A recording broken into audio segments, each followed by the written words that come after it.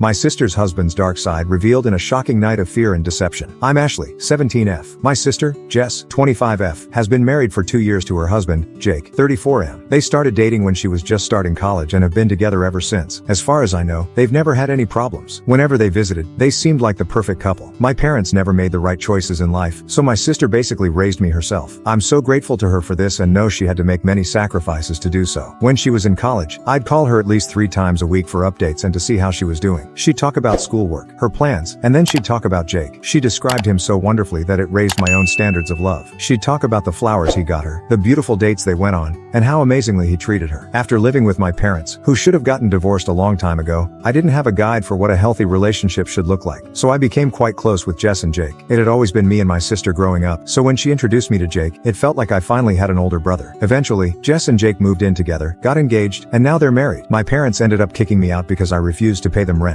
I have a job at a luxury horse ranch with a few perks. I can use their horses to practice, get free lessons with a riding instructor, and I just love my job too much to leave it. However, my pay isn't that good, and my parents were asking for more than I could afford without getting a second job or quitting to find a better paying one. So I ended up living with Jess and Jake. Jake works from home, so unless he's taking Jess out or at the gym, he's at home. He makes enough money doing whatever he does. I have no idea what he actually does, but Jess told me it's his family's company, so that explains it, I guess. Recently, they told me they were expecting a baby, and I was very excited for them. However, my sister has had a few miscarriages in the past, so we needed to be extra careful. This has turned out to be a very complicated pregnancy, even in the early stages, so it's very high risk. My parents had an old car that I was allowed to drive to work and school, but after they kicked me out, I could no longer use it. This was a bummer because I liked the sense of freedom that having a car gave me, but I had to get over it. Jake insisted on taking me to school in the morning and driving me to and from work. I was extremely grateful for this because I didn't have to take the bus or walk. After Jake finished his daily routine at the gym, he would head home, shower, get me Starbucks, and drop me off at school. In the afternoon, he would pick me up from school and drive me to work. At the end of my shift, he was usually waiting outside or on the way. It was a great help, and I was so thankful that he would take so much time out of his day to help me. In the car, we'd talk about Jess, the baby, and sometimes he'd ask if I was dating someone or had a crush. He'd wink and say, "You're so beautiful. It's not possible you don't have someone. Come on, you can tell me. You know I can keep a secret." There was a guy, but it was too early to talk about it, so I'd be vague because I didn't want to lie to him. Eventually, Alex, 19M, the guy I was talking to, asked me on a date. His family owned the ranch where I worked, so we spent a lot of time together. I was really excited and told Jake on the way home after my shift. He immediately went cold. There was no longer a familial warmth. He started asking a lot of questions, very matter-of-factly, and I answered because I thought it was just the protective older sibling thing and that it might take some time for him to get used to it. But when I told him we'd been talking for a month, he got really upset. I ended up crying when he started calling me dishonest and saying I'd been trying to hide this from him. The one thing that stayed on my mind is when he said, "What about us?" which left me confused. What does he even mean? Now I'm overthinking everything that has happened since I came to live with them. There's a pool in Jake's backyard, and sometimes I'd swim or sunbathe. I've realized that whenever I went out for a swim or to sunbathe, Jake would make an excuse to come outside, whether to start up the grill or mow the lawn. I'd get the feeling I was being watched. Sometimes he'd join me in the pool, but I thought he was just trying to work out like me. After I'd shower in the hallway bathroom, Jake and Jess have their own connected to the master. I'd go to my room to change and sleep. Sometimes, in the short distance between the hallway and my room, with just a towel on, Jake would be waiting for me and say goodnight. I'd say it back, but now I'm wondering if there was another reason for that. I don't want to bring these concerns up to my sister because of how fragile she's been recently. This pregnancy is really hitting her hard, and I don't want to say anything that could hurt her or the baby. I just need to know if I'm overthinking. Update. I'd like to start by thanking everyone who commented on my last post and offered advice. Last night, after reading all the comments, I realized that I'm no longer safe in this situation and will be making changes from this day forward. As much as I respect and love Jake, I don't think the risk is worth it. I tried to initiate a conversation with him after I posted and got some advice, hoping we might be able to talk about this, but he was still in a bad mood, so I just went to my room. In the middle of the night, I felt like I really needed to get out of the house. I started feeling so trapped, so I decided to take a walk to my smoke spot to clear my head. I wasn't there for 15 minutes before I got a text from Jake asking, "Where are you?" Then my phone started blowing up with calls from him. I can't describe the fear I felt. I wanted nothing more than to be left alone. Eventually, I picked up the phone, which led to a flurry of insults being thrown my way. Apparently, I'm a princess who always gets her way and I deserve to be treated like a liar. Then he told me to send him my location, which absolutely was not happening. I told him to take a breather and think about what he just said to me. Afterward, I called Alex, who thankfully picked up. I explained everything to him, though I was shaking and crying so violently I'm not sure how much he understood. He drove over to my spot, asked a few more questions about the situation, and tried to calm me down. Eventually, I relaxed and told him everything again with a clearer head. Throughout all of this, my phone kept ringing, but assuming it was Jake, I just let it go. Eventually, I saw that it was my sister's phone calling me. Despite knowing there was a good chance it was Jake, I picked up. It was indeed Jake, who unleashed another flurry of insults, loud enough for Alex to hear. Alex took the phone from me, told Jake to stop, and that I was safe, then hung up. He told me it was going to be okay and not to worry about it. He drove me to the ranch and told his parents about what happened. I'm really grateful they decided to take me in and let me stay in one of their extra rooms in exchange for some work around the farm. After that, I cuddled with Alex and tried my best to fall asleep. I didn't go to school today because I needed to take a breather. However, after Jake's reaction and the comments getting to my head, I seriously began to worry for my sister. I ended up calling her, and thankfully, she was the one who picked up. It was obvious she had been crying. She asked if I was safe and okay. Jess told me that the night before, she had woken up to Jake's yelling, which really startled her, so she pretended to still be asleep. She heard him come back into their room and take her phone off the charger. Then she heard the yelling again and the front door slamming. Apparently, Jake had gone to look for me and kept my sister's phone with him. She had no idea what to do but was scared he was going to genuinely hurt me. After an hour or so, Jake came back home, but he was still in a bad mood. When she asked where he was and what happened, he blew up on her for questioning him. She said she'd never seen him this angry before, and he was literally wrecking furniture. After a few minutes, he got back into the car and left, but he left her phone on the counter. She looked at the call logs and saw all the calls to me. While Jake was gone, she called a friend to pick her up and tried reaching out to me. At that point, I was sleeping, but she was scared he had found me. She told me she was sorry for not being able to protect me and failing to see that this was happening. Jess asked why I didn't tell her about his behavior. I told her I didn't want to stress her out with the pregnancy, and we both had a long cry. My parents are allowing her to move back in rent-free because they want to help raise their grandbaby. If this had been an option in the first place, none of this would have happened, but I digress. My sister and I went out for dinner, where I showed her my post, and we cried again. She told me she'd never been scared of him before, but after seeing his anger, she was shaken. Both of us still need to get our stuff, but we're going to reach out eventually and set a date to move everything out. My dad and Alex will be there just in case he tries to pull anything. According to my sister, Jake has tried to apologize many times, claiming he was worried for my safety and that I shouldn't be out at night. He had no idea she could hear exactly what he was yelling at me, so she knew he was lying. Jess let him know she'd be filing for divorce and then hung up. I love my sister and wish her nothing but the best. I know she will recover from this and find an amazing man who loves her and only her. In other news, Alex and I are going on a date next week, so I'm pretty happy about that. But genuinely, thank you to the Reddit commenters for stressing me out so much that I needed to go on a smoke break. I think you may have saved me. I don't know what would have happened if I had been in my room that night, but I'm grateful I didn't have to find out.